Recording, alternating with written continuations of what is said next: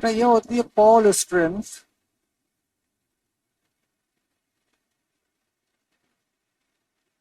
पर unit volume, पर unit volume of magnet.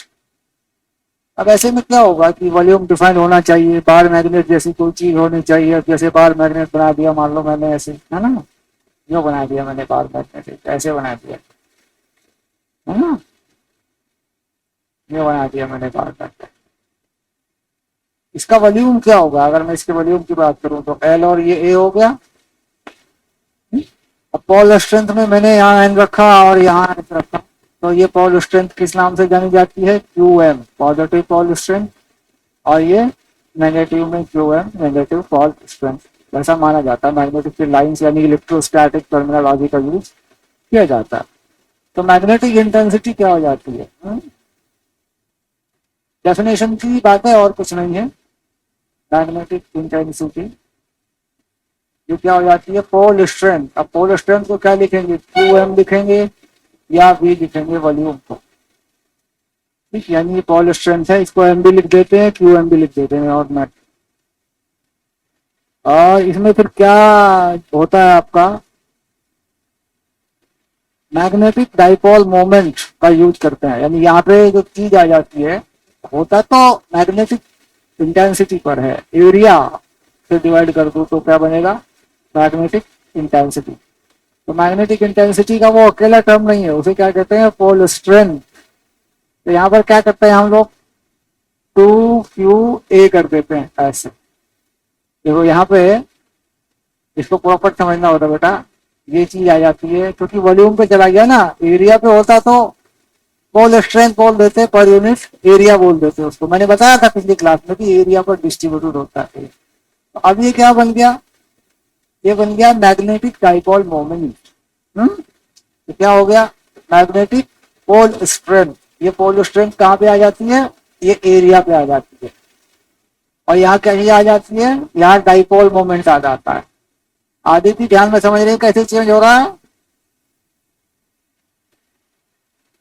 हाँ, तो यहाँ पे क्या चीज लिखी जाएगी? Dipole moment. तो डाइपोल मोमेंट को कैसे डिफाइन किया जाता है? एम से डिफाइन कर देते हैं, ठीक। यानी डाइपोल मोमेंट पर यूनिट वॉल्यूम। अगर पोल स्ट्रेंथ को कहूं तो पोल स्ट्रेंथ किस पे होगी? क्रॉस सेक्शनल एरिया पे हो। अब इसके बाद यहाँ जब इसे खोला जाता है, इस चीज को जब देखा जाता है तो क्या देखा जाता है? 2a। अब यहाँ देखेंगे एरिया ऑफ क्रॉस सेक्शन, और लेंथ कितनी होती है? 2a। तो जब 2a काटेंगे तो क्या बनेगा? 2m upon area. यही तो हुई, हाँ? कट के यही आ गई ना, क्योंकि वॉल्यूम क्या लिया गया? वॉल्यूम लिया गया इसकी लेंथ और इसका एरिया, ठीक। तो पहले क्या डेफिनेशन लिखी गई थी? पोल स्ट्रेंथ पर यूनिट वॉल्यूम। लेकिन पोल स्ट्रेंथ पर यूनिट एरिया हो गई है।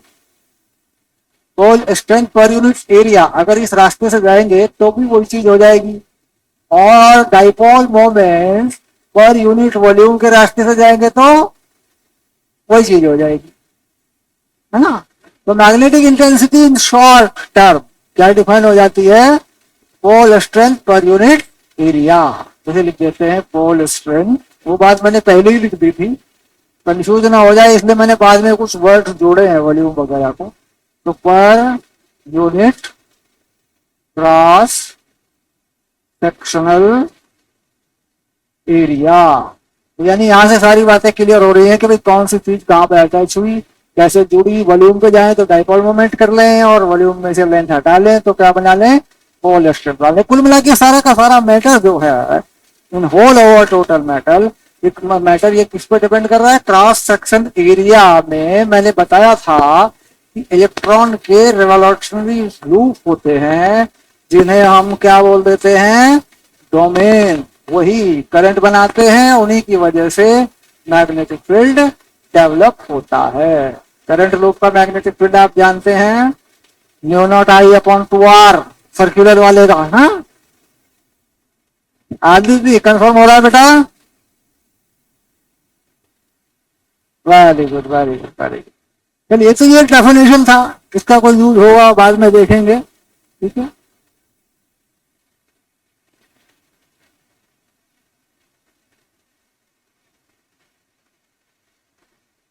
अब बात वही आ जाती है कि जब मैग्नेटिक ससेप्टिबिलिटी है, मैग्नेटिक ससेप्टिबिलिटी है, वो किस तरीके से डिफाइन होती है, उसका इन चीजों से क्या लेना देना है, क्या नहीं। तो यानी अगर हम किसी मैग्नेटिक फील्ड में, बाहर से कोई मैग्नेटिक फील्ड में लगाया हो, बनाया हो, सॉलोनॉइड के अंदर बनाया हो, किसी मैग्नेटिक मटेरियल को इंसर्ट करा दें, तो how many time the magnetic field will increase for the from the previous value. यानी जब हमने उसमें कोई मटेरियल नहीं लगाया था, तब उसमें कोई मैग्नेटिक फील्ड था, उसके बाद उसका और कितना गुना बढ़ गया है, और कितने टाइम्स बढ़ गया है ना, या घट गया है, तो उसे कहते हैं मैग्नेटिक ससेप्टिबिलिटी। यानी टोटल जो हो जाएगा वो ऐड होकर हो जाएगा। अब देखो, इसको पहले ऑर्गेनिक समझो। जैसे मान लीजिए कहीं मैग्नेटिक फील्ड की वैल्यू, इसको रफ रफ लैंग्वेज पे ले बेटा, पहले पहले रफ लैंग्वेज पे ले, इसको रफ लैंग्वेज पे ले, पहले इसको रफ लैंग्वेज पे लेंगे पहले। अब मान लीजिए कहीं मैग्नेटिक फील्ड जो है, अप्लाइड मैग्नेटिक फील्ड कहीं, ये बी नॉट था, है ना। अब बी नॉट में क्या हुआ कि मैंने यहाँ एक लोहा या कोई मटेरियल रख दी, ठीक है। तो इस जोन के अंदर मैग्नेटिक फील्ड जो है अब मेरा बी हो गया। तो ये कह रहा है कि जो बी हुआ है, ये आपका बी नॉट हुआ है, और काई एम बी नॉट हुआ है, समझे। यानी जो पहले था उसका काई एम, काई काई इसको बोल देते हैं, जो भी है, इतना टाइम्स ये बढ़ गया इसमें। यानी अगर मान लो देख, पहले ये 10 था, और ये कितना मान लो 5 मान लो, और ये कितना था 10 था, तो अब कितना हो गया, अब हो गया 60, ठीक। तो दिस नंबर जो how many times more increase करे या डिक्रीज करे, तो number is called magnetic susceptibility, magnetic susceptibility. ये नंबर जो है मैग्नेटिक ससेप्टिबिलिटी होता है। अब इसमें से अगर मैं कॉमन ले लूं तो बी, तो बी नॉट, बड़ा आसान सा मामला है, काई एम। अब मैं बी के नीचे अगर बी नॉट को रख दूं, तो 1 प्लस काई एम। तो बेटा ये जो चीज होती है मीडियम में मैग्नेटिक फील्ड अपॉन ये फ्री स्पेस वाला मैग्नेटिक फील्ड, यानी जब कुछ था नहीं, इसे बोल देते हैं रिलेटिव परमिबिलिटी। क्या बोल देते हैं इसको, रिलेटिव परमिबिलिटी। जैसे डाइलेक्ट्रिक कांस्टेंट होता है, तो ये नाम क्या हुआ, रिलेटिव परमिबिलिटी।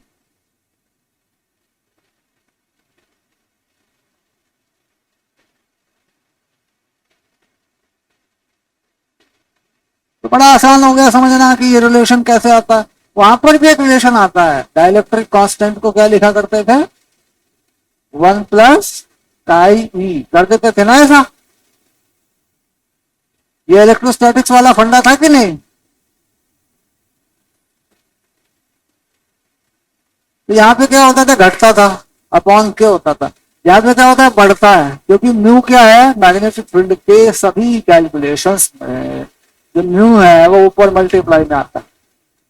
मैग्नेटिक फील्ड में कहीं भी आप देखेंगे मैग्नेटिक फील्ड के अंदर, तो म्यू नॉट आई है ना, देखो mu not I D L sine theta, या और देखेंगे आप कहीं म्यू नॉट आई अपॉन 2, यानी ऊपर आता, ठीक है। तो जब किसी मीडियम में रखा जाता है तो फिर क्या हो जाता है, इसकी जगह पे उस मीडियम का लगता है। जब मीडियम का लगता है तो मीडियम का कितना होता है, ये होता है। यानी बी मीडियम कितना होता है बेटा, B naught 1 plus chi M, ये होता है ये। अच्छा, अब इसको थोड़ा और लिखें तो ये बी कितना हो जाएगा, ये हो जाएगा mu R B naught. Okay, अब म्यू आर में बी नॉट में कौन सी चीज मल्टीप्लाई होती है, म्यू नॉट। तो उसमें क्या कर देते हैं, म्यू आर और म्यू नॉट का नंबर लग जाया करता है। यानी मैग्नेटिक फील्ड कैसा, कितने टाइम्स हो गया, म्यू आर टाइम्स हो गया, ऐड हो गया, मल्टीप्लाई हो गया ये। जैसे डाइलेक्ट्रिक कांस्टेंट से क्या क्या करते थे, जरा याद ध्यान रखेंगे। मान लीजिए फोर्स क्या हुआ करती थी, Q1 Q2 upon 4 pi epsilon naught R square हुआ करती थी बेटा चार्ज में, और डिवाइड किससे किया करते थे, डाइलेक्ट्रिक कांस्टेंट से। तो यहाँ पे क्या होगा, मल्टीप्लाई होगा यहाँ पे ऊपर। तो फ्री स्पेस की रिलेटिव परमिबिलिटी क्या होगी, 1 हो जाती है। अब इसमें क्या होता है कि जो मटेरियल होते हैं हमारे पास, है ना, वो कितने टाइप के होते हैं, अब हम उस पर बात करेंगे। और दूसरी बात हम ये भी करेंगे कि जो दूसरी चीज है, जिसे जिसे कहते हैं इंटेंसिटी ऑफ मैग्नेटाइजेशन, यानी ये तो मैग्नेटिक इंटेंसिटी हो गई, इसमें बड़ा कंफ्यूजन रहता है। इंटेंसिटी ऑफ मैग्नेटाइजेशन कैसे डिफाइन होती है वो भी देखेंगे, ठीक है। इसको नोट करें, कंफर्म करें।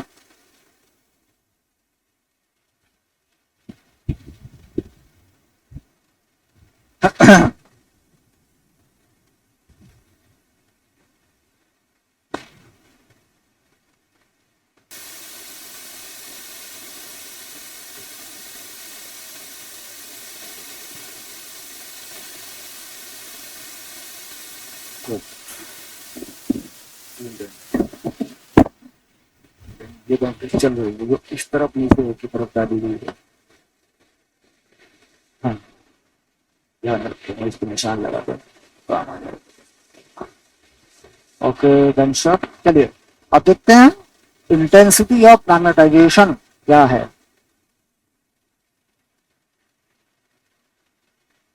यहाँ पर एक एग्जाम्पल दिया बेटा, उसे कराते चले, बहुत बढ़िया एग्जाम्पल है एनसीईआरटी में, इससे पहले भी एग्जाम्पल थे, वो डायरेक्शन वगैरह बताने पर थे, और वो मैंने ऑलरेडी करवाया कि कैसे घूमता है, मोमेंट ऑफ इनर्शिया निकालते हैं, टाइम पीरियड निकालते हैं ना।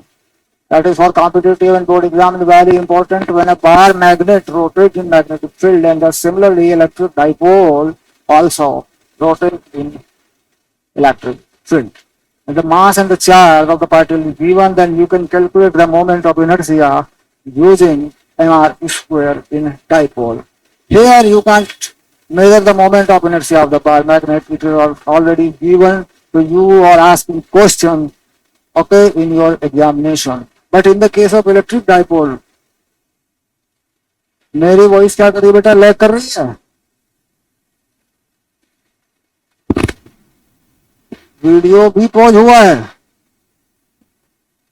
एक मिनट हो जाता है बेटा, ये एक्चुअली थोड़ा राउटर दूर है हमसे, हम आप इसमें पता क्या करते हैं, रीजॉइन कर लेते हैं आप तुरंत इसको, आप इसको तुरंत रीजॉइन करते हैं। हाँ, तो तुरंत रीजॉइन कर देते हैं आप, एक बार बाहर निकले और रीजॉइन कर दिया इसको।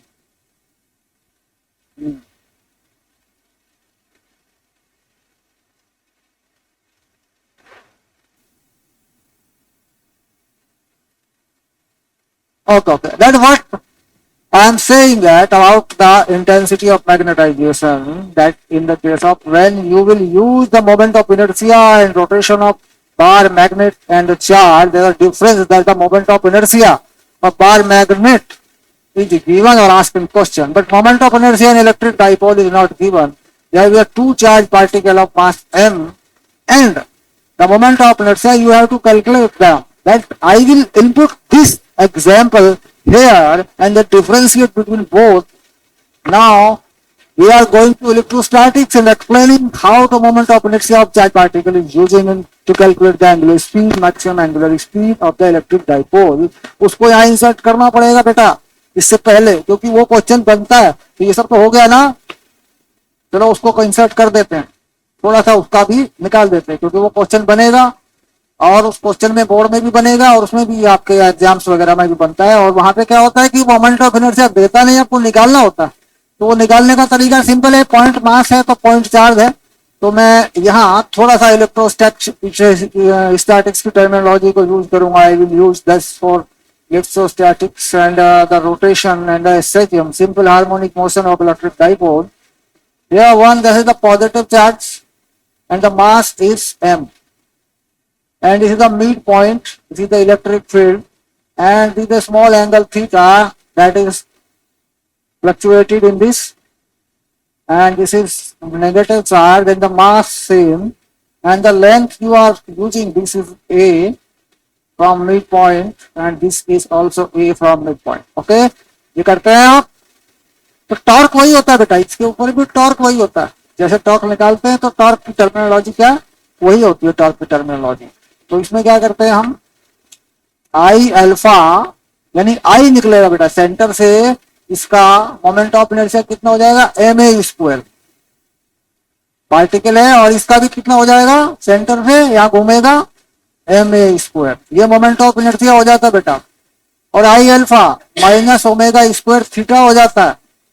और इसके जो टॉर्क लगता है वो कितना होता है, पी ई साइन थीटा। तो पी कितना होता है, 2qa। और साइन थीटा का बेटा थीटा कर देते हैं और वो रिस्टोरिंग टॉर्क हो जाता है। और साथ में लगा देते हैं electric field PE sine theta. तो रिस्टोरिंग टॉर्क क्या करता है, इसको वापस इक्विलिब्रियम की लाइन पर लेके आता है, इक्विलिब्रियम पे लेके, to maintain the equilibrium. And here some term are cancel out, that is theta minus, okay, and here a will be cancel out one of them, that is 2ma square and omega square, and here 2qa e, and the 2 also cancel out, 1a also cancel out. So you can find here the simplest result of this omega square. What is the omega square? And you can change the omega square into time period easily. You know well about the 2 pi by t is the time period. And the omega square will be q e, okay, and upon ma. So this is the term that is difference in magnetism and paramagnet and electrostatic terminology. Okay, कहीं पे मैंने कुछ cancel करना छोड़ा, इसमें एक M A था इधर, एक ए छोड़ा मैंने, यहाँ पे एम छोड़ा मैंने, 2 मैंने हटा लिया इसमें से, 2 यहाँ पे भी आया था, यहाँ पे भी आया था। ई जो है मैंने छोड़ा, यहाँ पे रहेगा, क्यू यहाँ पे रहेगा, थीटा हटेगा, ओमेगा स्क्वायर हटेगा। तो सारी टर्म तो ठीक है। और हाँ, वो स्क्वायर हटा के रूट लगा देना है। यहाँ पकड़ा है मोहित ने बात को, ये रूट लगा दिया, ये गलती, इसे कहते हैं गणित में धोखा। तो हमने कहा रोका, गणित में तो होता ही है धोखा। आदित्य, अब तो वॉइस क्लियर आ रही बेटा?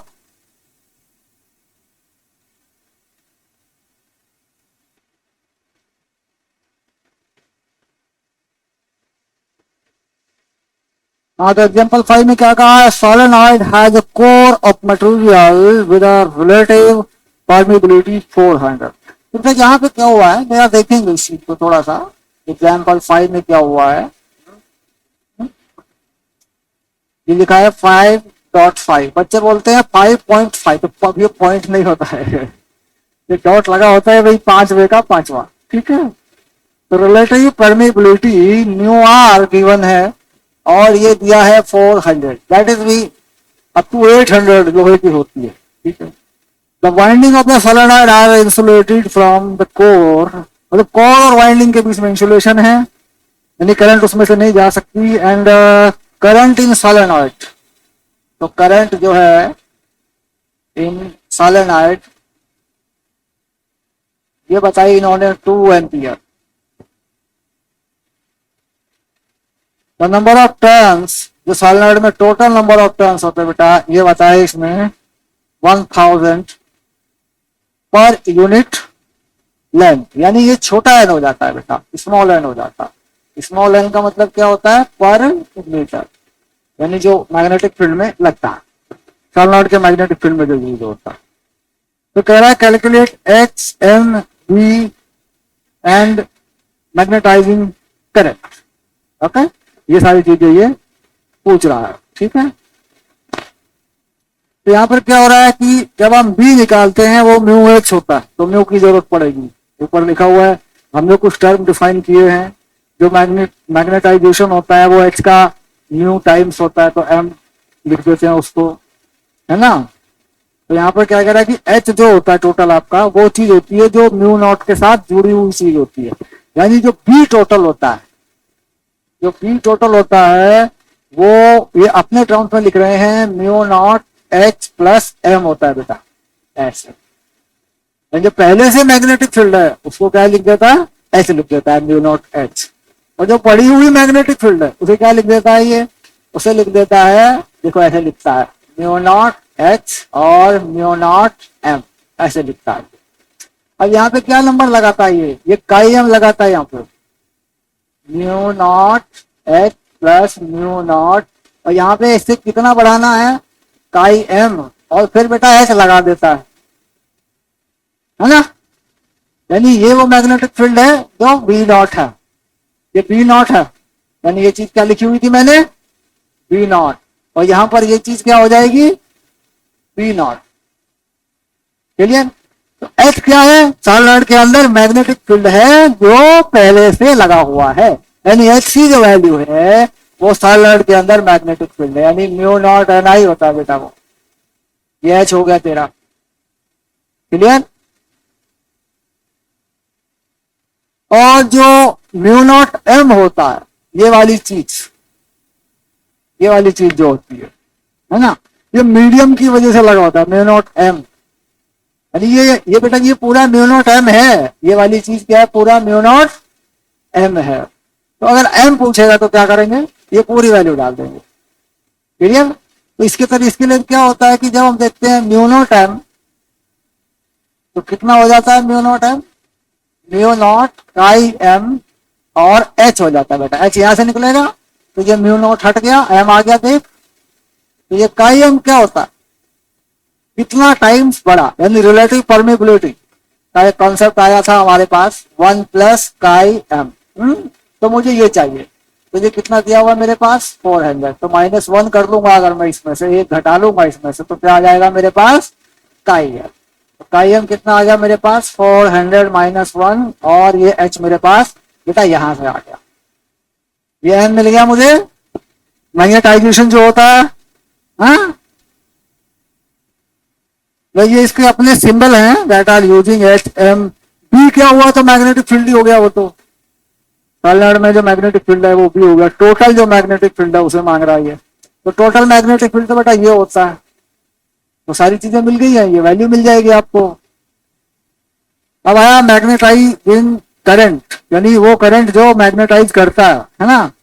तो क्या हो जाएगा मैग्नेटाइजिंग करंट, जो बाद में फाइनल हुआ मैग्नेटिक फील्ड, अगर उसको कंपेयर कर दिया जाए तब उसे कहते हैं मैग्नेटाइजिंग करंट। क्योंकि आई प्लस आई मैग्नेटाइजिंग, टोटल जो करंट होती है बेटा, इसको देखें अगर V, तो क्या लिखेंगे इसको लिख देते हैं आप म्यू आर ऐसे, और फिर एन करते हैं, और यहाँ आई लिखते हैं, और यहाँ आई मैग्नेटाइजिंग लिखते हैं। यानी इसमें जो करंट यूज हुई है ये वाली, यहाँ पे जो करंट यूज होती है उसे बोलते हैं मैग्नेटाइजिंग करंट।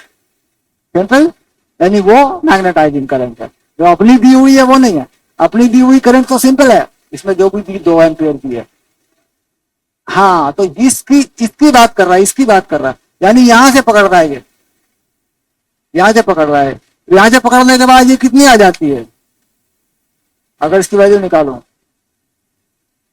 भाई, ये जो चीज होती है यहां से पकड़ने के बाद ये कितनी आ जाती है, अगर मैं इसकी वैल्यू निकालूंगा तो, क्योंकि तो मैग्नेटाइजेशन की वैल्यू निकल जाएगी, 399 एच हो जाएगा, ये वैल्यू आ जाएगी मेरे पास, ये वाली, ये मेरे पास है 400, ये भी है मेरे पास, ये मेरे पास 2 एम्पियर है, तो मिल जाएगी। तो ये वैल्यू मैंने यहां से निकाली हुई है, देखिए ये वैल्यू पूरी मैंने यहां से निकाली हुई।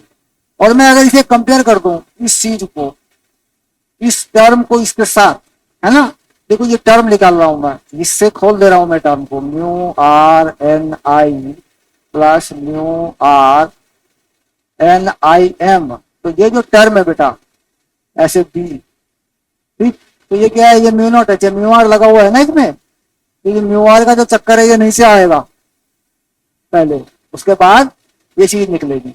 तो निकालने का तरीका क्या हो रहा है कि ये जो हमारे पास 400 है उसे हम पहले करंट से मल्टीप्लाई कर लेते हैं, क्योंकि वो भी मल्टीप्लाई हो जाएगी मैग्नेटाइजेशन में। तो कितना बन जाएगा, 800 बनेगा। तो 800 में से कुछ घटेगा, मैग्नेटिक एक्टिविटी का नंबर क्या होता है, उसमें से 1 घटता है।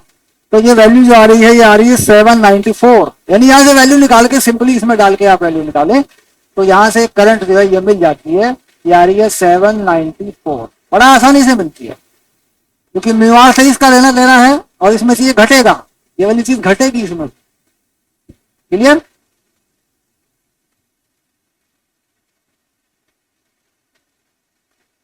तो ये एक ऐसा क्वेश्चन है जिसमें प्रॉपर्टी के बारे में पूछा गया और सारी बातें मैंने बताई कि इसमें कहाँ क्या चीज डालनी है तो वैल्यू निकाल सकते हैं।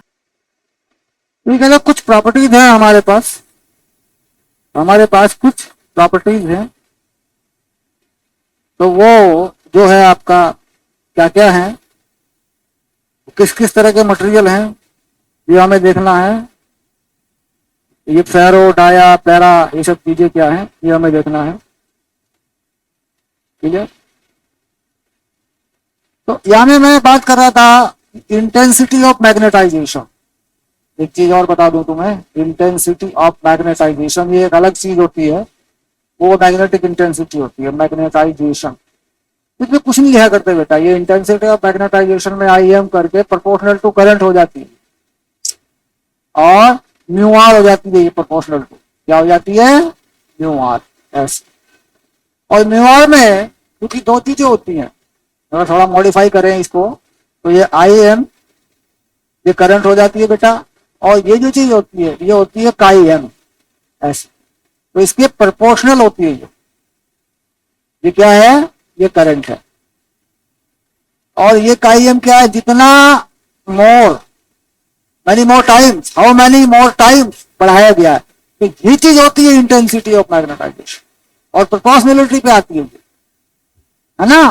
तो इसको ध्यान रखेंगे कि इंटेंसिटी ऑफ मैग्नेटाइजेशन उस करंट पर है जो करंट यहां पे बढ़ी है, और वो करंट कितना और बढ़ी है, काई एम का यूज किया गया उसमें। ठीक, तो वो चीज होती है इंटेंसिटी ऑफ मैग्नेटाइजेशन।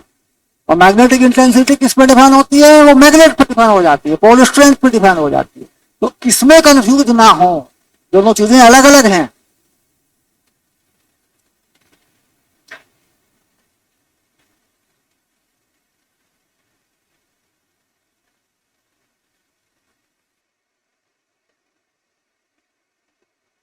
तो हम ये जान रहे हैं कि relative permeability 1 plus chi M होती है, यानी अगर मैग्नेटिक फील्ड बढ़ता है तो ये वैल्यू 1 से ज्यादा होती है। अगर किसी मैग्नेटिक फील्ड में हम कुछ ऐसा बिहेवियर करते हैं, this is the first case और this is the second case,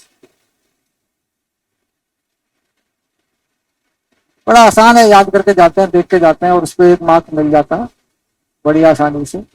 और this is the third case, ऐसे तीसरा केस बना दिया मैंने। तो पहले केस में कहा कि ये चीज अगर बढ़ जाती है, यानी म्यू आर थोड़ा सा बढ़ जाए, पूरी स्पेस से बढ़ जाए, 1 से ज्यादा थोड़ा बड़ा हो जाए, 1 से थोड़ा बड़ा हो जाए, ठीक है, 1 से थोड़ा सा बड़ा हो जाए, वो ज्यादा ना हो जाए, मतलब 2 तक चला जाए, बस ऐसा कुछ हो जाए। ठीक, तो ये जो चीज होती है इसमें क्या होता है कि थोड़ा सा मैग्नेटिक फील्ड उस मटेरियल के अंदर जो मैग्नेटिक फील्ड में रखा होता है बी नॉट, उसके अंदर थोड़ा सा मैग्नेटिक फील्ड बढ़ जाता है, यानी ये लाइन जो इधर से जा रही बेटा ये थोड़ा सा यूं बैंड हो जाती है, यानी ये अपनी तरफ को खींच लेता है, इसको यूं खींच लेता है ऐसे। तो इसका रीजन क्या होता है, इसका रीजन होता है कि इसमें अनपेयर्ड इलेक्ट्रॉन है, अनपेयर्ड इलेक्ट्रॉन है, फ्री इलेक्ट्रॉन्स नहीं है बेटा इसमें, अनपेयर्ड इलेक्ट्रॉन है, जो कहीं ना किसी रूप में थोड़ा सा मैग्नेटिक फील्ड के साथ अलाइन कर जाते हैं, थोड़ा बढ़ा लेते हैं। इसके बाद दूसरे केस में कहता है अवॉइड करता, यानी अगर मैग्नेटिक मटेरियल को रख दूं तो कह रहा है ये जो चीज आ रही है ये इसको थोड़ा सा अवॉइड करता, ऐसे ऐसे। तो इसका मतलब क्या है, इसमें इलेक्ट्रॉन पेयर है, इलेक्ट्रॉन पेयर का अपना मैग्नेटिक डाइपोल मोमेंट सेट होता है, ये होता है। इसे क्या कह देते हैं, थोड़ा सा बढ़ जाएगा पैरा मैग्नेटिज्म या पैरा मैग्नेट, ऐसा बोल दो बस, ठीक है। इसे जब करेगा तो डाया मैग्नेट, हाँ। और यहाँ पे क्या हो रहा है, खिंचाव बहुत ज्यादा बढ़ जाता है, यानी सारी मैग्नेटिक फील्ड की लाइनों को अपने ही अंदर से ले जाने की कोशिश करता है। जितनी मैग्नेटिक फील्ड की लाइनें आ रही हैं सबको अपने ही अंदर से ले जाने की कोशिश करता है। ऐसे बहुत ज्यादा बढ़ जाता है इसमें। इसमें क्या है कि फ्री इलेक्ट्रॉन है, लोहा है ये, तो इसे बोल देते हैं फेरोमैग्नेट। तो यहाँ पर ये कहानी हुई पहले लाइन पे। दूसरे वाले पे क्या होता है बेटा, घटता है थोड़ा सा। जो काईएम है ये क्या होगा, ये 1 से कम हो जाता है बेटा म्यू आर। म्यू आर क्या हो जाता है, 1 से कम हो जाता है, और 0 से तो बड़ा ही रहता है, दैट इज नॉट ठीक। अब इसके बाद यहाँ देखता हूँ काईएम को, तो काईएम कहाँ जाएगा, इससे ये कम जाएगा। हाँ, तो ये कहा 0 से 1 हो जाता है। ये नेगेटिव में जाता है बेटा, ध्यान रखना, ये नेगेटिव में जाता है। इसका किस में जाता है, नेगेटिव में जाता है। 0 से छोटा होता है, 0 से छोटा कर लें और -1 बस, इससे ज्यादा नहीं। और यहाँ पे क्या होने वाला है, यहाँ पे बहुत बड़ा होने वाला है, म्यू आर बहुत बड़ा होने वाला है 1 से। तो काईएम भी ये लोहा है मान लीजिए, तो बहुत बड़ा होने वाला है, ऐसे लिख देंगे 1 से, या उसी तरीके से लिख देंगे, दैट इज नॉट मैटर, क्योंकि इसमें एक कम होने से कोई फर्क नहीं पड़ने वाला है, बहुत बड़ा लिख देंगे 1 से, ये चीज हो, ठीक है। तो मैग्नेटिक मटेरियल कौन हुआ, ये हुआ आयरन, इसे होता है ना स्टेनलेस स्टील, लोहा इसे बोल देते हैं, ये हुए magnetic material. Paramagnet covalent compound हो सकता है। पैरामैग्नेट कैसा कंपाउंड होता है, कोवेलेंट कंपाउंड होता है, जिसमें कहीं अनपेयर्ड इलेक्ट्रॉन होते हैं, है ना। तो अनपेयर्ड इलेक्ट्रॉन वाले को क्या बोल देते हैं, देख के बता देते हैं केमिस्ट्री की भाषा में जाके, हिसाब ये डाया होगा कि पैरा होगा। हाँ,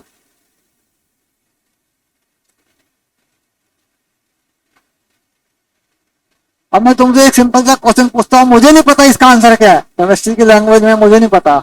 NH3 जो है ये क्या है, ये डाया है कि पैरा है?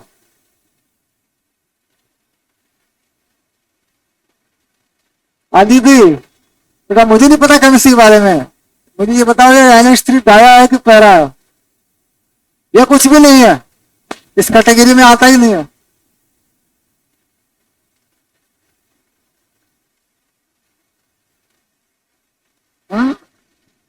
बेटा इसमें ये देखो नाइट्रोजन की, हाँ नाइट्रोजन में पेयर इलेक्ट्रॉन होता है, हाँ कितना होता है नाइट्रोजन, 2 5 होता है ना, तो 2 ये हो गए, 2 ले, ये रहा 2, ठीक है। और ये कितने हो गए, 3 डब्बे बनेंगे, 1 2 3।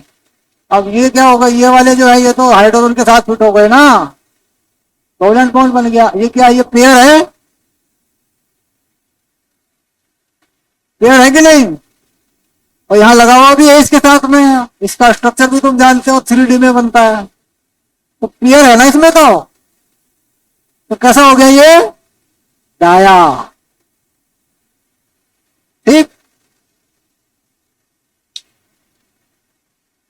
और कोई भी देख सकते हैं, O2 देख सकते हैं, CO2 देख सकते हैं, किसी का देखते हैं। नॉर्मली छोटे कंपाउंड को देखना आसान है, बड़े पे तो पता नहीं चलेगा और कोई पूछेगा भी नहीं।